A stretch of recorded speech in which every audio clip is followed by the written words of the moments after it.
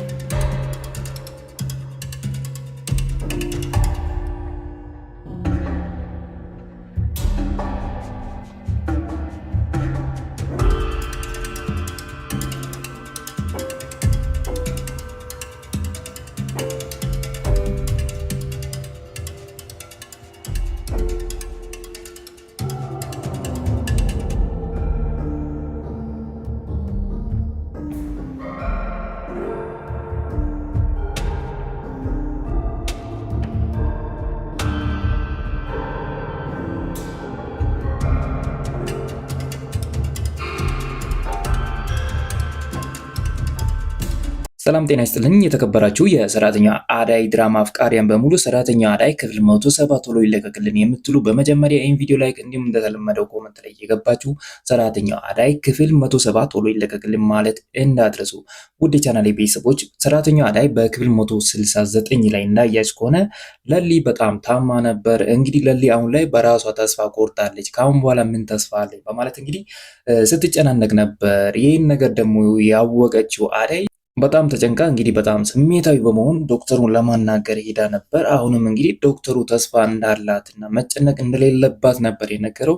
ነገር ግን አሁን ላይ ለሊ በጣም አሟት ነበር። እንግዲህ ቤት ብቻዋን በተቀመጠችበት በጣም አሟት ለመነሳት ስሞክር እንግዲህ አዙሯት ወርቃ ነበር።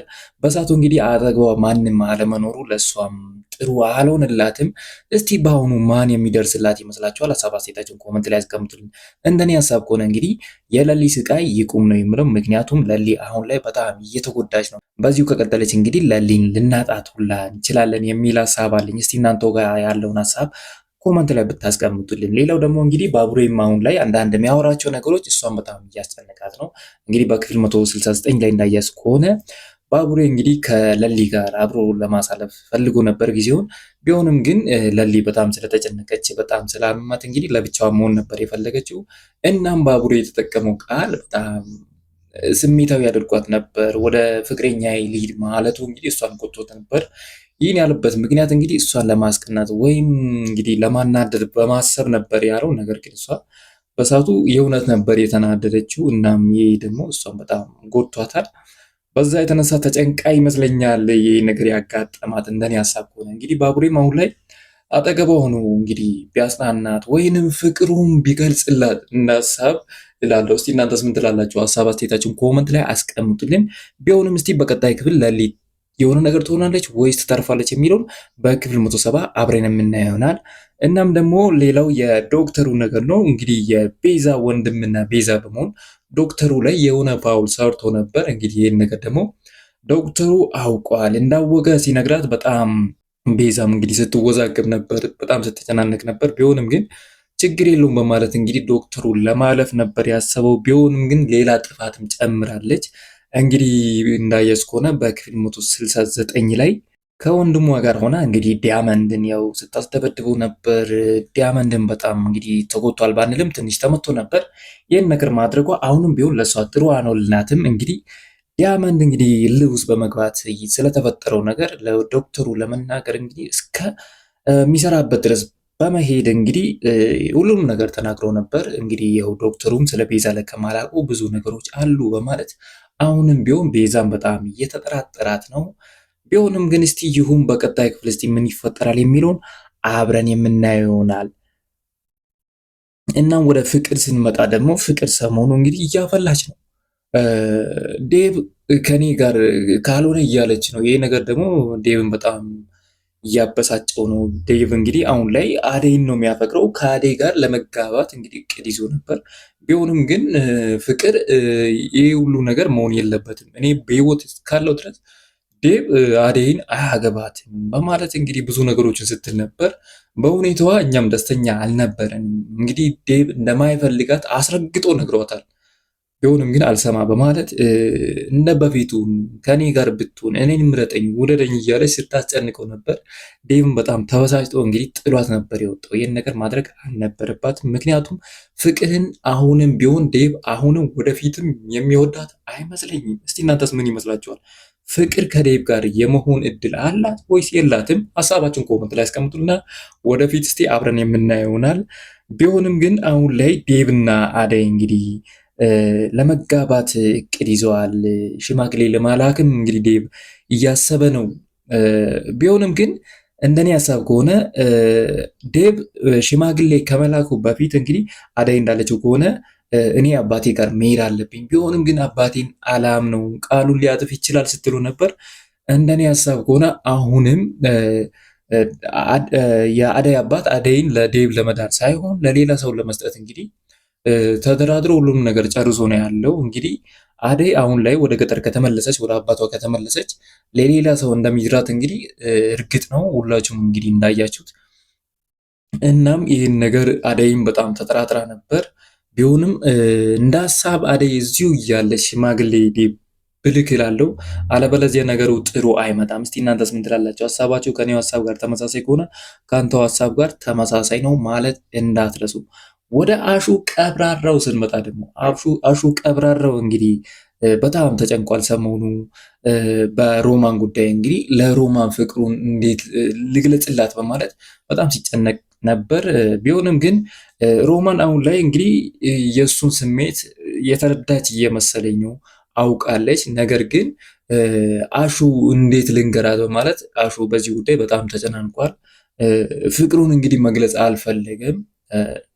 አሹም ከሷ ይጠብቃል፣ ሮማንም ደግሞ ከአሹ እየጠበቀች ነው። እንግዲህ ወንድ እንደሆኑ መጠን አሹ ቀድሞ ቢነገር አሪፍ ነው ላለው።